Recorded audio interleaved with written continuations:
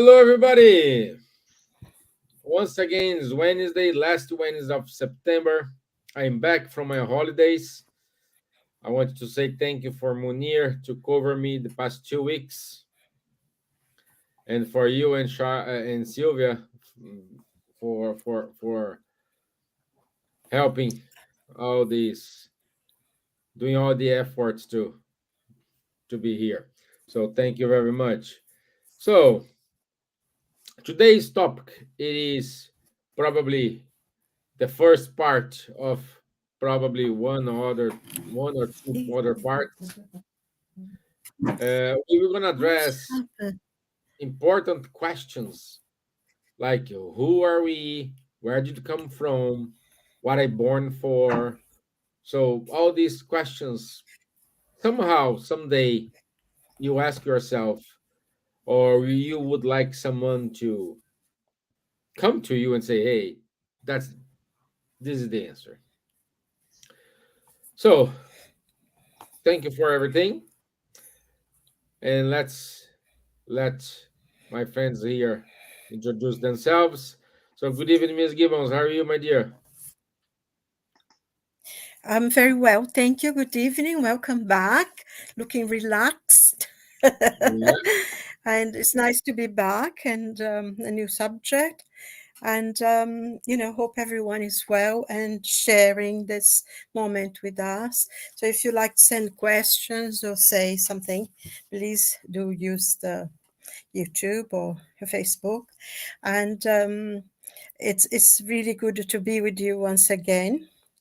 As we have a change now, weather's changing, everything, new yeah, season, a new season beginning. So it's like a new renew, even though we're going down with it.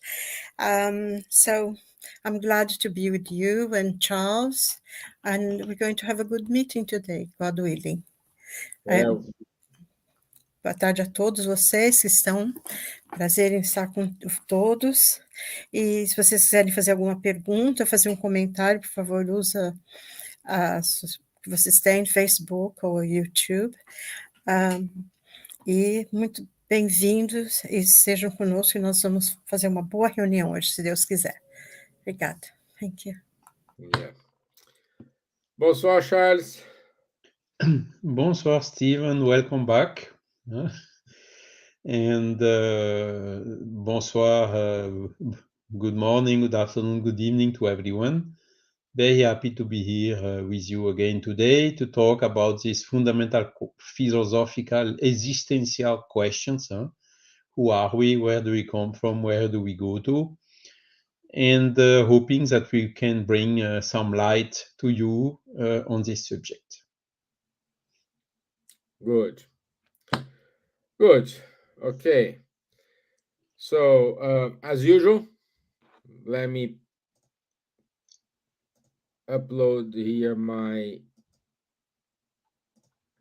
video. So, let's play. So now I'm here reincarnated. What for?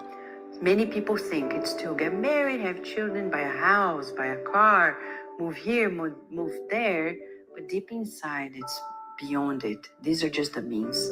The goal is to, as Emmanuel says in the book Living Spring, we're born and reborn to learn and to love. So if I wake up thinking, I'm ready to learn, I'm ready to love, I will understand life from a completely different angle. So reincarnation is this opportunity. When we clothe ourselves with a physical body to experience one lifetime, it's the opportunity for us to expand our intelligence and our virtues. How else could it be? So it's like doing an internship in life. Each incarnation is an internship. It's as if you go and experience for a while at a specific workshop the exercise of a few skills. That's what it is in a lifetime. Opportunities for us to work in the workshop of life using specific clothing, which is our physical body, for the opportunity. So, how does it happen? Actually, when we incarnate and reincarnate in the same planet, we have the opportunity to revisit what is this for? Why do we need it? There are at least three main reasons. One, because we're destined to progress.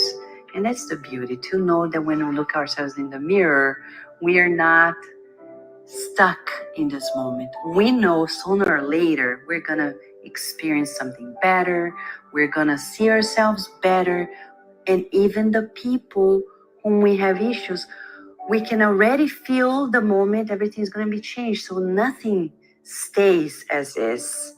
So reincarnation is an invitation to progress.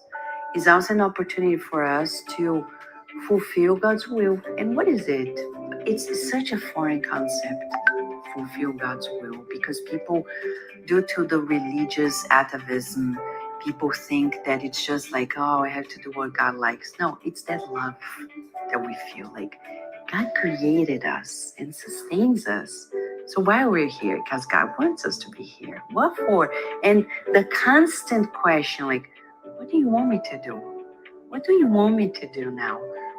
This constant and daily search on fulfilling God's will can put us right back to track and faster than we imagine achieve the goals of life. But there is a third element. Reincarnation is an opportunity to redress previous lives' choices. In the Spirit's book, the spirits are very straightforward. They say redress previous lives' mistakes. Mistakes are choices we made that were not very healthy. And in this time, we can revisit them.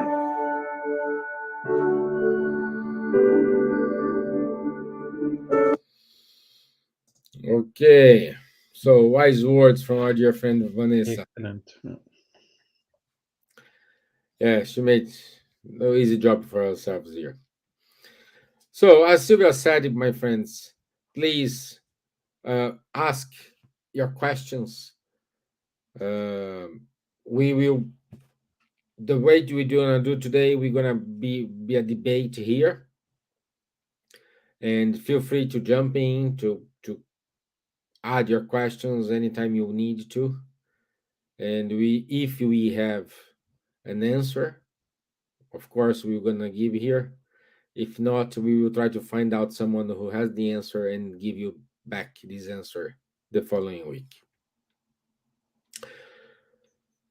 So I believe the first question we need to address here is, who are we? So who are we, Charles? Who are we, Silvia? I think instead of who are we, you could ask, what are we? Yeah.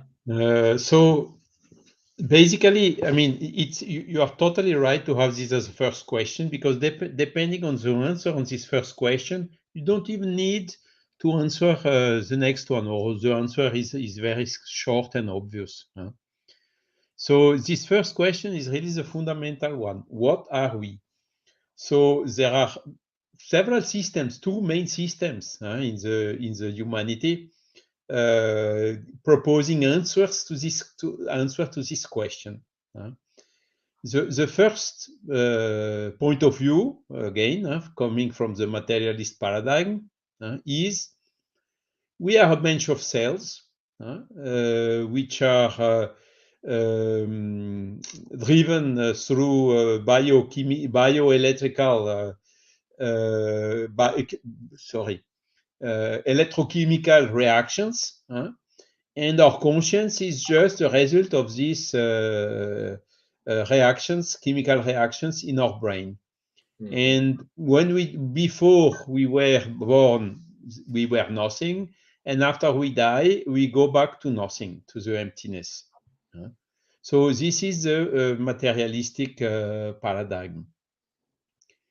So it's a little bit sad, because why should I do then some efforts to get better if anyhow it's finishing very soon?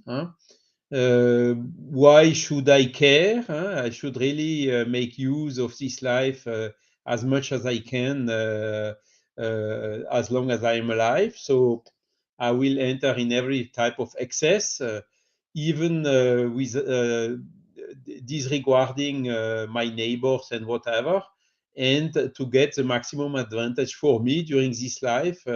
So it's basically the biggest exciter for selfishness and for pride. Okay, and humanity based on such a paradigm would immediately auto-destruct itself. And then some people say yes, but no, because there are some laws, okay, or laws based on what? Some ethical principles.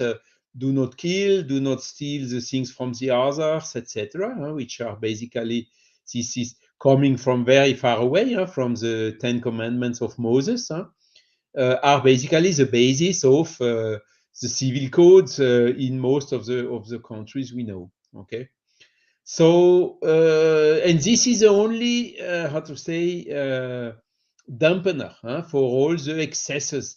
So it's a kind of a very strange point of view, and it is completely letting us completely blind, incapable to understand if there is a God, and if this God is infinitely just and has this infinite mercy. Why are there so many different people born in a castle, some other born in a favela? Some people which are healthy, some other which are ill since very young, some people, and so on. So if we would make this type of reflection, we really come to the conclusion, no, a God which is infinitely just definitively does not exist, because it's not what I'm seeing. So the question is now, okay, how can we find some logic here? Because more than half of the people are already half of the humanity is not of this opinion. And what is the opinion of the other part of the humanity? This one which are following the spiritualist paradigm. They say we are a soul which is incarnated in a body. And then when we die, the body stays here, and the soul goes wherever it merits to go according to its qualities, to what it has done, gone good or evil or whatsoever. So these are the conceptions coming from most of the religions which are following a spiritualist paradigm, saying that with more or less clear concept about the afterlife. And then came the spiritist body of knowledge, mid of the 19th century, bringing a much broader view. For instance, Occidental religions do not teach or believe in reincarnation. Oriental ones do. And this is a question, where do we come from? But before we enter in answering this question, the first one is really to what are we? Are we just physical matter? Or do we also have in ourselves something else which is not physical, and where we have some fundamental faculties ours, which is the will, which is the memory, which is how to say, our personality, the intelligence, the goodness. All this is in the soul. It is not in the physical body. So that is the answer of the spiritist body of knowledge.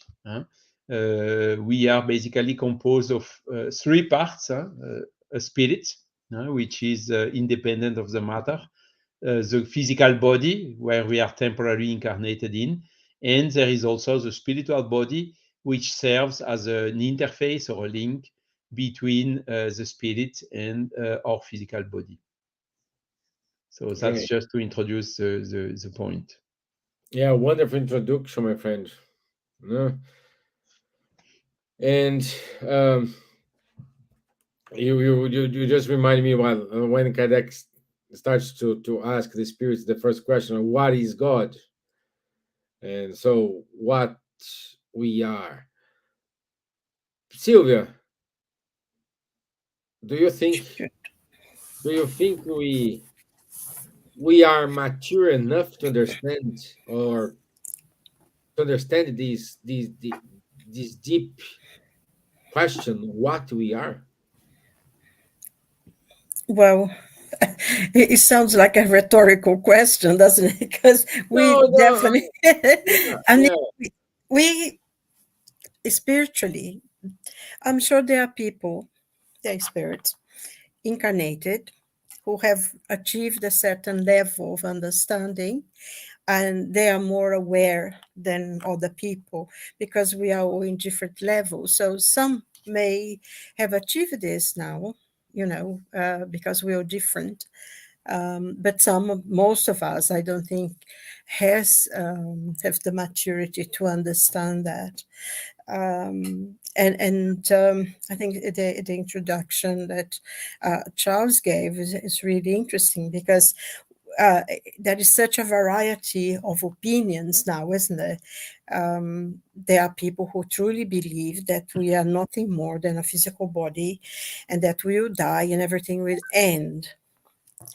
There are others who, by their religion and everything, accept that, um, and it's in a way can be quite difficult because it depends. They accept that whatever they done in this life, they will go either to heaven, a place of bliss, eternal bliss, where they sit around playing the harp all day long, or they will be in a sort of dark, purgatory place, or they will be sent to a hell, which is eternal, non-negotiable, and you suffer forever.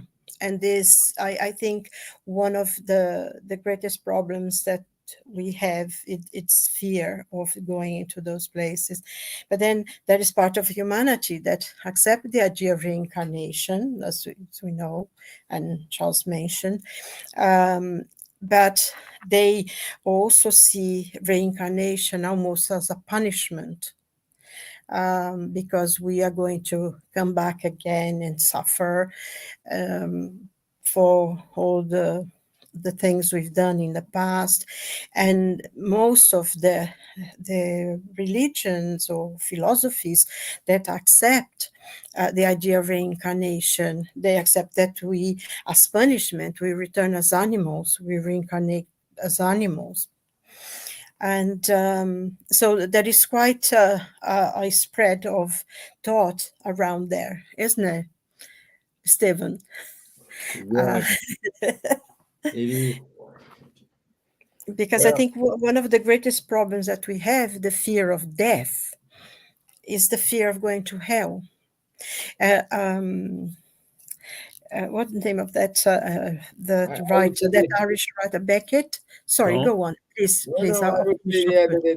the fear of the unknown. No, uh, because people used to say, "Oh, I'm fear of that because I don't know anyone who went there and came back." All the time we have people, spirits talking to us. They just don't believe. That's the point. Like we have letters, we have psychographic messages, we have all these proofs, but people keep saying no, no, no, no. So But not everyone has access to this information, and also, some who do not really accept.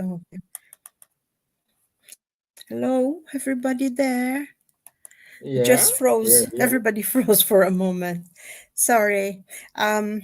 I think one of the things is, the fear of death. It's very because not only is the unknown, but also in certain religion, you think if you didn't do everything the way you had to do it, because God has had those laws, they were going to eternal punishment. And if you think of Dante's, in his Divine Comedy, the entrance to hell, he says, "Leave all hope, those who enter," because they knew that they wouldn't come out of there, although even though he did.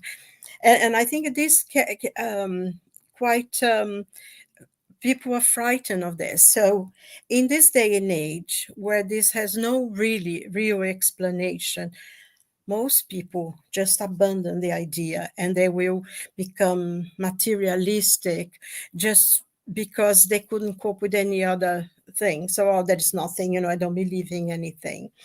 And we know, because this is a completely erroneous point of view, because no matter what we've done, we never stop being God's children. And eventually we will have to readdress all the wrongs, like Vanessa was saying. And that's why we come to different lives. And one of the main things in the teachings of Spiritism is that we will never, ever return to being born again as an animal, an irrational being. It doesn't make sense, because reincarnation is a law of progress. You may get stuck in a place for a long time, but we will never go back. So we will return, but as human beings, having to face the wrongs we've done before.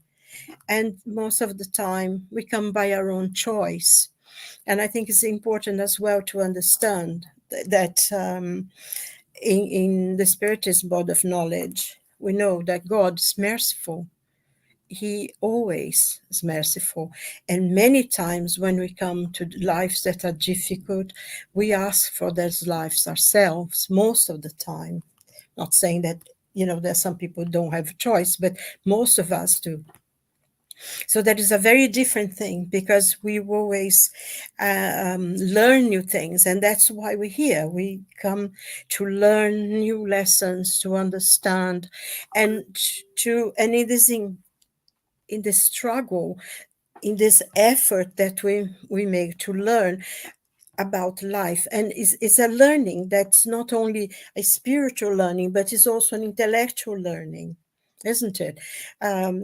Because we have the two wings. We have the intellect and the moral side. So we have to grow like that. And as we mature more and more, we understand more and more. Mhm. Things become easier, I think, maybe, once we come to a point, it's easier to be more charitable. It's easier to be more understanding.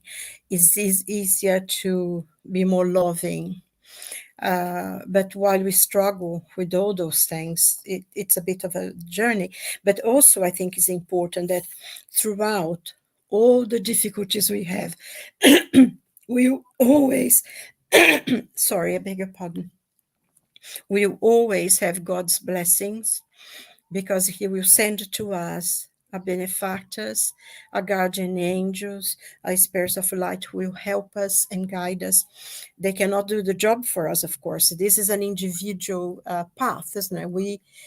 We have to go. We have to choose our own path, and we have to achieve what we have to achieve.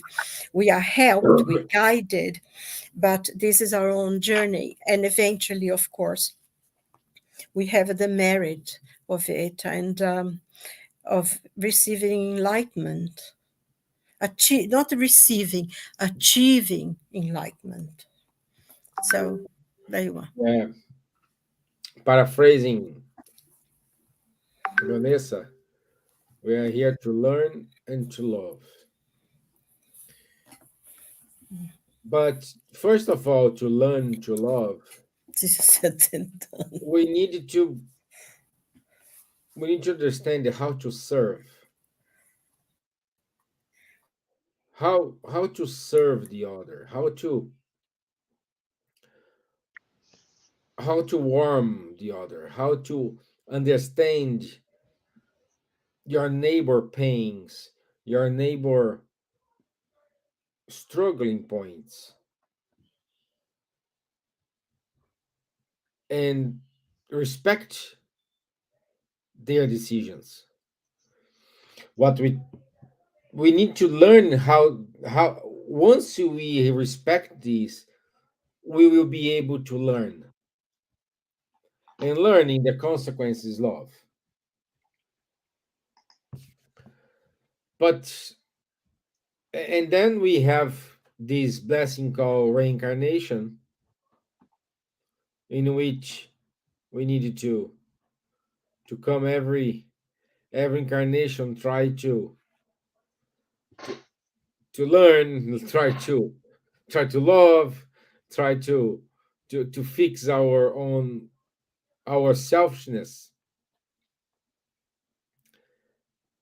But it's it's tricky because like today, it was interesting because during the lunch today, Maria, my oldest child, she asked me how many lives we have, and I said, "Wow, we will have many lives." And she said, "Dad, this is the reincarnation, isn't it?" I said, "Yes." Yeah, but my teacher said this is not true because she studied in a Catholic school. You know, I said, "Well, but we do have a reincarnation. But how is spirit? How are we reborn again?" And then I explained her the process of reincarnation. And then she said to me, "So we need to repeat all these incarnations because we need to learn?" I said, "Yes." "And why we are young instead of keep going in the age? Like, why you don't have 200, 300 years?" I said, "Because this is the opportunity to redo again, to start from the scratch and try to redo again." I said, "Wow." And then she said to me, "Wow, this is wonderful." I said, "Yes." So and then she put to her side. So I can make many mistakes I want, and then I will be born again. I will be young again, and I erase my mistakes.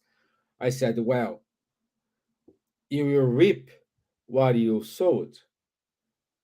If you are a good girl, when you come back, you may have a good life as well. But if you're not a good one, probably you're gonna be in trouble.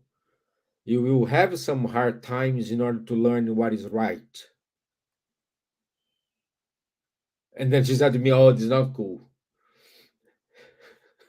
So it was good because I didn't make the connection with the topic today, but now I think my friends that were preparing the environment for tonight's talk.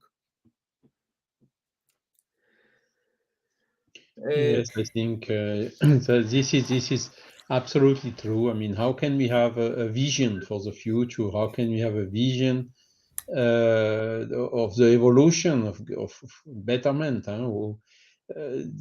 Without the soul, we see only reasoning materialistically on one life and then full stop. Huh? yeah, Why are so many people intelligent and so many other people not? Huh? It would simply not be fair. The explanation of the existence of the soul and its evolution through the reincarnation can explain this fairly.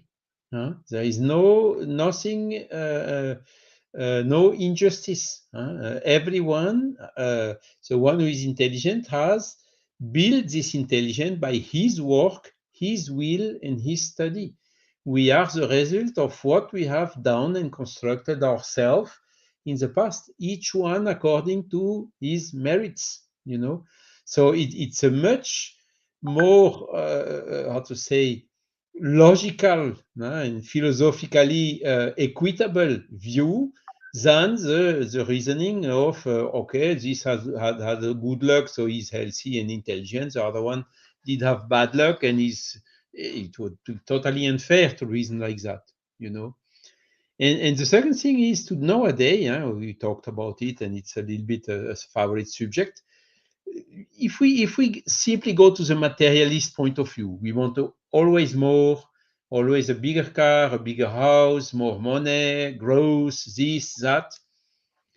Today, there is highly put in question: is this all sustainable? Huh? Are the resources of our world unlimited? Definitively not. So, but if we go in a materialist point of view, it is like, the monkeys, doesn't want to Yeah. see, doesn't want You to need hear, an doesn't want to say oh, anything. Huh? yeah. So we do like if nothing would happen, yeah, but sorry, so okay, but tomorrow it's not me whatsoever. And we just continue as usual, doing any effort for improving the situations, for bringing some food to the people who do not have enough, or making our efforts to stop the conflicts in the world or whatever. I mean, the materialist point of view is just bringing this selfish point of view. When you see, when we analyze all the problems we have in the humanity, is exactly due to this. Huh? And Jesus told it to us, huh? What you should do, what we should do. Do unto the other what you would like the others to do unto you. That is the golden rule, as we have discussed also recently in a previous life. But how can you motivate to do this in a materialistic point of view? It's just something, how to say, comes through one ear and goes out from the other, as we say in French. Ça rentre par une oreille, ça ressort par l'autre. You can only adhere to such a principle of abnegation, of putting the global interest before your individual interest, if you have this vision of the evolution of the soul, of the plurality of inhabited worlds, and so on, knowing that we are here on Earth in a world which is quite low level still, and that when we manage to progress, soon we will be allowed, or we will be capable to incarnate in other worlds where the situation is much better than here on Earth. So this is giving a vision which is motivating us to do efforts today, to fight against this selfishness, and to fight against this excessive pride, thinking that we are alone in the universe, and all these absurd things we are hearing around. But there is a second point of view, this book that has been published recently, Science of Life After Death, which is really bringing now, how to say, this accumulation of evidences that yes, we have a soul. A lot of things which are who we are seeing in nature, natural phenomenon, cannot be explained only with the matter. You need to have something different, bringing inclusive some intelligence into the creation, the apparition of life. There are so many things, the near-death experience. Okay, the guy which is material, this is just dreams, but he didn't even observe it, he didn't even study it, he's just denying by principle. So for this type of fellow, we have to be patient. They will change one day, but it may, for some of them, take some time. But for the others now who are looking seriously into it, it is today more and more evident that yes, we have a soul. Yes, our personality survives to what is called the death. And now, what are we waiting for? How long will we still have to fight against these dogmatical positions which are not in line with the natural laws? I think it will take still some decades, or maybe a couple of centuries, but we will get there for Yeah, sure. yeah, we'll take it. For example, I was talking to a friend of mine. He used to be a volunteer here in our spirit center in Dublin, and then he moved to Netherlands last year or a year ago. And he goes to a spirit center in the Netherlands. The meeting used to be in a Catholic place, and 2 months ago they got a warning. This place changed the what's the board, and the board sent a letter to them say, hey, you cannot have your meetings here because Bible says you cannot talk to spirits, so we cannot allow you to be here. Okay, they left. They found another place, another Catholic place. They had the first meeting, the second meeting, they got a warning, go out. You cannot have your meetings here. So how to practice that, all these things what we are saying here today, while we still have these type of actions. Yeah, I mean, we have this type of position in the scientific point of view, so atheism and materialism, but in the religions, in the traditional religions, we talked a little bit about the hell, which is used as a threat to motivate the people to do whatever the Pope or the priest asks them to do. The authority that you are imposing by putting fear onto the fellows. So it's another type of manipulations, and in the traditional religion, they have these exclusivist positions, means out of my church there is no salvation. And this is also something who went along the centuries. Jesus was not like that at all. Which has been introduced by the religious hierarchies alongst the centuries and even the millenniums, and that today generated this opposite reaction of science. So it's the same point of view, but we went from one extreme to the other. And this is exactly what Kardec, when he was thinking with the help of the spirits who came giving some communications, what he made. He thought, do you want to reconcile science and religions? It's impossible. They are so opposite one to the other that you will never get to reconcile. But what he did, he took the best out of science, which is a method, the best out of the religions, which are the moral laws, and put them together in something new, which is a spiritist body of knowledge. And this approach was really, in my point of view, suggested by the spirits who organized all this, uh, something which is a revolution and which today still is not understood as it should be. And this is then bringing to us this clear vision in a non-dogmatic way of bringing some logical answer which can withstand the reason face to face. This unshakable face, as Kardec is writing on the cover page of the Gospel according to Spiritism. And it is the only way, how to say, to reconcile what is the best on each side.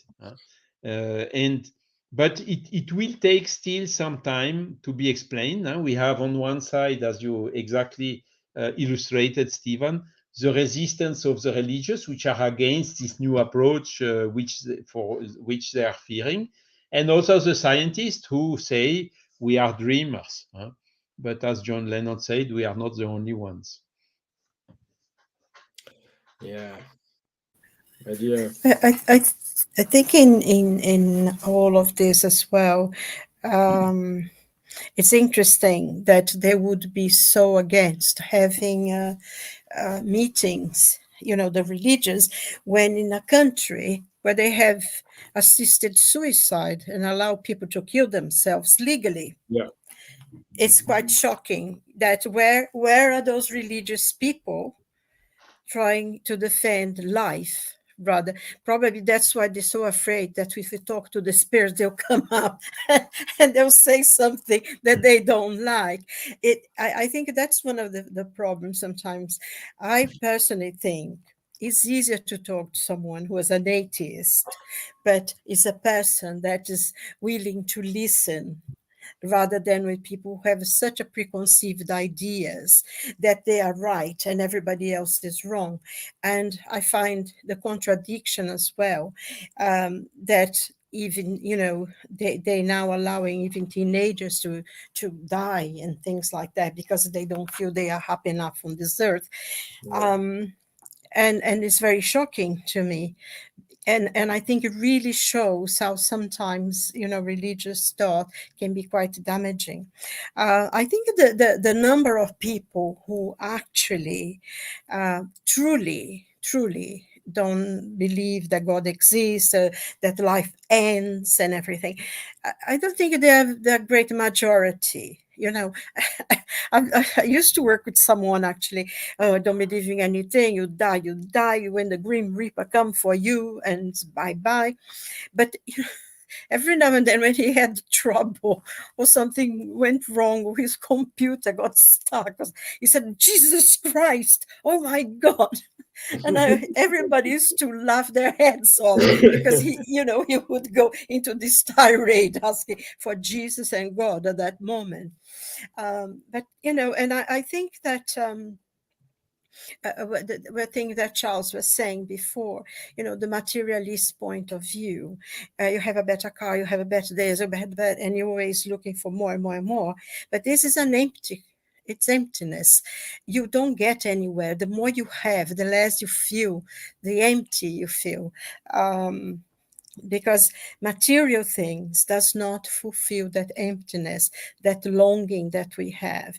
Because whether we accept or not, that there is life after death, that we are spiritual beings, and that we are going back home, it doesn't matter. We know we have, because there isn't a single person living on earth now that has not lived many lives, that has not gone through the process of reincarnation, that has not the knowledge of God. In the Spirit's book, he said, you suffer when you go against the natural laws. And he said, where are the laws written? And the answer from the spirits were, in your conscience. So every single human being that exists has a conscience. So the knowledge of God, the knowledge of the spirits within them. I think sometimes there is a lot of arrogance in some scientists. I think maybe the older scientists now, because the new ones, they are dealing now with quantum and things that can only be understood on the basis of theory. It goes beyond their normal understanding. I mean, I just saw this very famous Nobel Prize winner scientist the other day saying that dark energy, dark matter, Mhm. is doesn't exist. Yeah. Is a concept. Yeah. And when people saying that you have all this, yes, but he did this and he did that, and they were very critical. These other scientists who appears on the telly said, yes, there are things we cannot understand in the universe, and we haven't been able to, because we're not as clever as we think we are. I think you probably know him, Ishii Kaku. He always saying that we don't know enough about the universe to make such a big leaps and everything, and people are very critical of him. But I think that's the point of science. Some people will hold on. Of course, if you have a life behind you, that you wrote so many books and you won lots of prizes, as the greatest scientist of your age and things, and suddenly there is a completely new theory they're going to fight against. But the new scientists, the new people coming forward now, they are working a different level. They are working the level of the mind, of theory. I suppose very few scientists can be like Peter Higgins, isn't it? That he had the theoretical idea of the Higgs boson, and actually they are now have found it And I think many scientists don't actually live to see that theories coming to life. But things are there, and we are learning because, um, I think where we come from the world of the spirits, Yeah. because we are spirits. And once we leave this physical body, we are going back to the spiritual world. And we are eternal beings. We live forever once we created. We had, like your little girl was asking, and children sometimes it's wonderful to talk to them because they have a sense of reasoning that's beyond our understanding sometimes.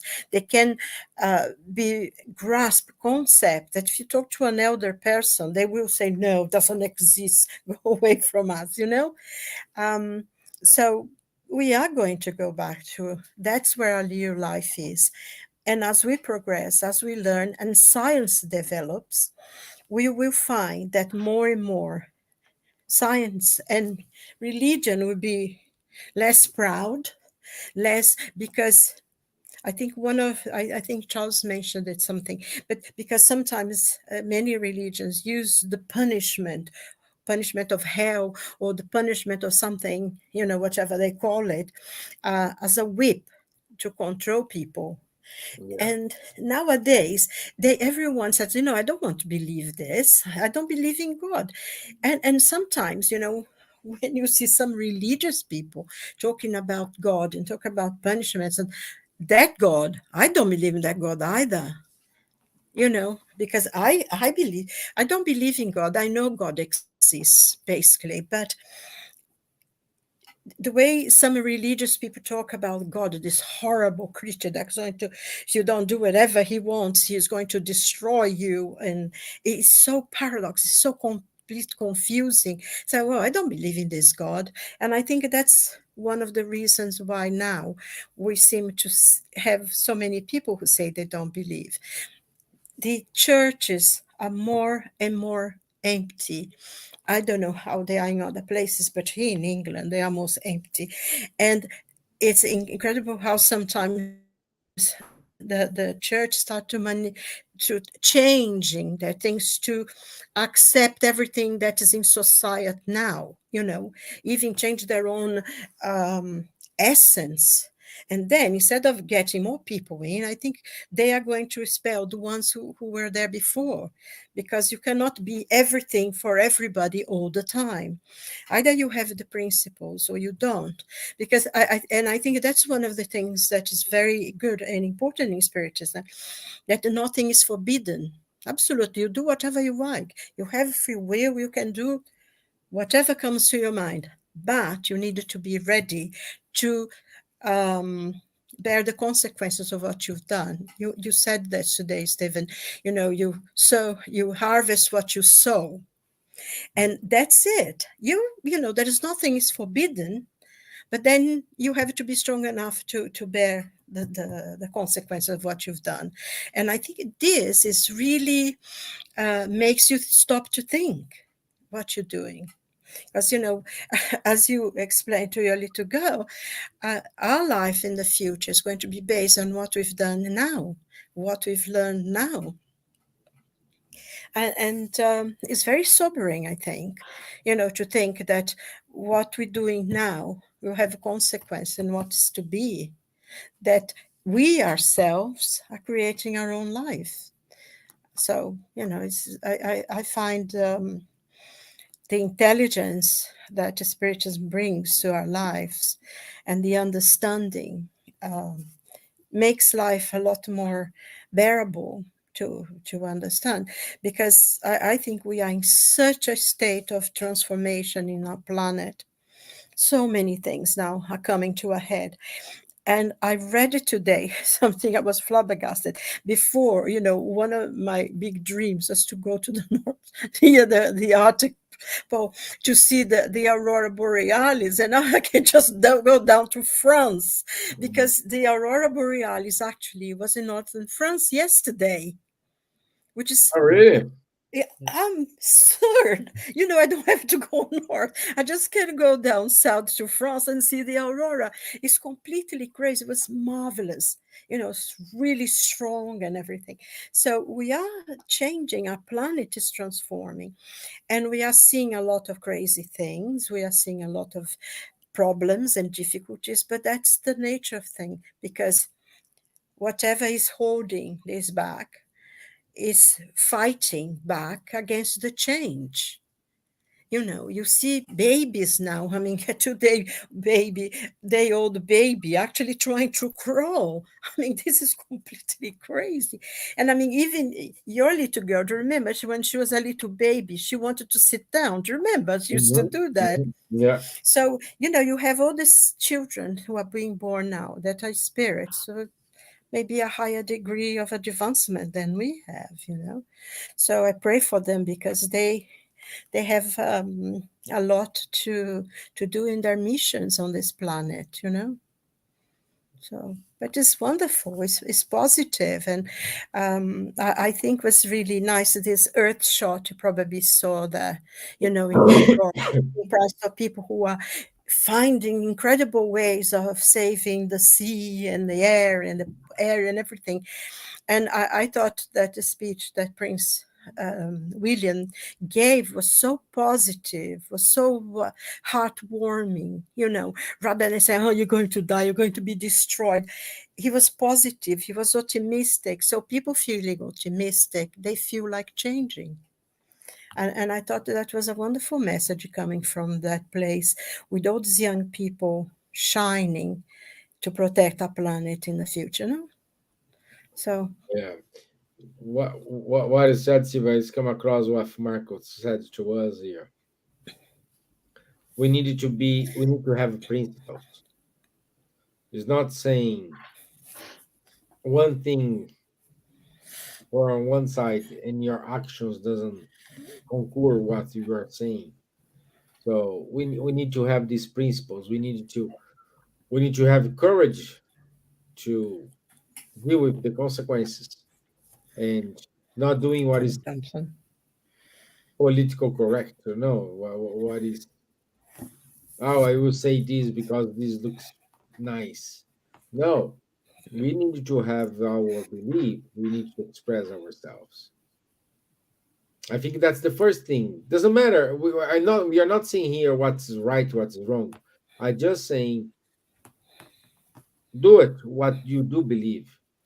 Act as what you believe, and try to deal with the consequences. Exactly, yeah. Because I think to maybe going to the question, what are we? In question 23 of the Spirit's book, it says um, that we are spirit, and what is the spirit? Is the intelligent principle of the universe. I mean, we are an intelligent principle, so surely we need to. We will learn to be something better than we are so far, isn't it? Because they send us to the universe now, poor universe, Yeah, yeah. a poor universe. Uh, Because the things as well, some scientists say, oh, that's not possible, that's impossible, traveling space, do this, do that, they say, no, it's impossible. And like the scientists were saying, it's impossible for us, but there are civilizations out there in the universe, they are million years ahead of us. For them, things that are impossible to us is not impossible for them. And even if we look at the whole history of our earth, there were things that were considered, like the sun went around the earth, and people who dared to say differently were burned alive, like Giordano Bruno, or got in prison like Galileo and everything. And now is a reality that no one can deny, yeah. so And yet you have people denying it. Huh? There are still yeah. some people making that the Earth is not round. But Yeah. okay, I mean, this is exactly, I'd say, everyone believes what he thinks according to his degree of evolution, to his perception, his understanding of the things. And you are right, Silvia. We today, a lot of people are materialistic, but sooner or later they will get some elements, some evidences that will make them hardly, but for sure, with time, if needed, change their mind. As simple as that. So we need to be patient.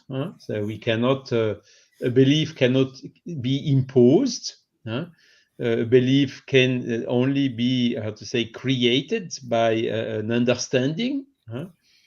And to change a belief into another belief, it requires time. It's not easy for no one of us. Yeah, and also that there is a lot of people who say they don't believe in God and they have no religion, but they live such a Christian lives. They are charitable. They go out of their way to help other people. They are in campaigns to help. They collect food. They go to work, as doctors in the other side of the world, and they are better people than the religious people. Because I think I always, remember what Jesus said. Not everyone who says, Lord, Lord, enter the kingdom of heaven, but those who do the will of my Father who is in heaven. So, then you have religion does not mean it's better to do the actions of goodness than actually saying you believe in and being, against someone to have a meeting and talk about God. Isn't it funny? So, Yeah, yeah. lots to think about. It is, my dear. It is. So, any other final considerations? We do have 2 minutes left. So it's a good news. We are spirits incarnated in a physical body. We will survive to what is called the death. And we are progressing always to better, to be better every year, every day, every incarnation, better and closer to happiness. So see the positive consequences of this consistent, rational body of knowledge that has been brought by the spirits through the codification of Kardec. So we have basically it's a very positive, optimistic point of view, and that's why spiritists should not fear death. Some are fearing even so, because it's always a separation, it's always a transition. When we make a big travel to stay a long time in another continent or whatsoever, we always have some, okay, what will happen with me? Will I be capable to adapt myself, different language, different cultures? The death is a little bit the same, with different world, different dimensions, a different ambient, a different way, how to say, of perception and whatever. But our real home is the spiritual world. We are only temporarily incarnated here on earth. And that is pushing us very strongly. What are the true values that we will get with us when we go there? It's not the material things. Material things will all stay here. This we are 100% sure. But we will take with us our conscience, good or bad, and the intelligence and what we acquired in morality. This we will take with us. So these are the true value we should care even during this incarnation, if we want to progress quicker to the happiness. Yeah, but that is also one thing, isn't it, Charles? Because we came from the spiritual world, and we're going to go back to there. There would be less strange than this world was when we came here. Yes. Everything we had to learn and go through here, but there is a real life. That's the word we know better. And it's interesting as well that the effort that we make to learn things. I was thinking today about this. You have these little children, sometimes you say that in YouTube, 5-6-year-old, they sit in the piano and they play these huge symphonies, and their little hands go everywhere. They know how to play. But if you are living in this earth, you need to study for years and years, 7-8 hours a day, every single day of the week, for years and years and years, to be able to play like this 5-year-old. But what we forget is this 5-year-old probably spent a lifetime doing it for 7, 8, 9 hours a day, practicing their finger exercise. So now they already have the knowledge. They don't have to go through that again. So I think in making the effort to learn as much as we can and to work and to serve, I think because we need to have a life of service to others and bring, love to others. If we have a little bit of understanding, we need to do that. So next time we don't have to make the sacrifice, won't be so hard Yeah. to do.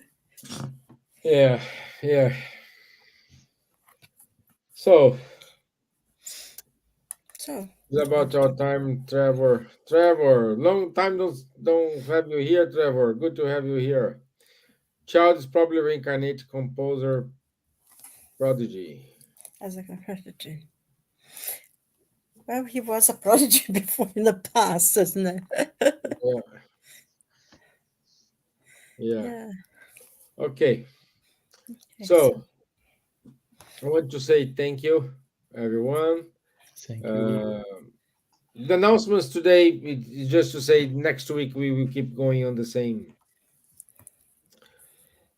topic, but we are going to more questions like uh, where we are going to, what is the purpose of life on Earth, so where we came from. So we will keep more with this part here. So far, I want you to say merci, Charles. Thank you, Silvia. Merci, de rien. Thank you, Marco. Thank you, Trevor. Thank you. Let's see what who more here. Oh, dear Vanessa, it is with her. It is with us today. Pedro Maia e Gilson da Gama. So thank you very much, my friends. Thank you, Kardec Radio, for the opportunity to share these with our friends in the United States and elsewhere. So thank you. I will thank see you. you next Wednesday, 4th of October. And take care. Thank you. Good night and All God the bless best. you. Thank you. Have a great week. Bye. Thank you. God Bye bye. bless. Bye.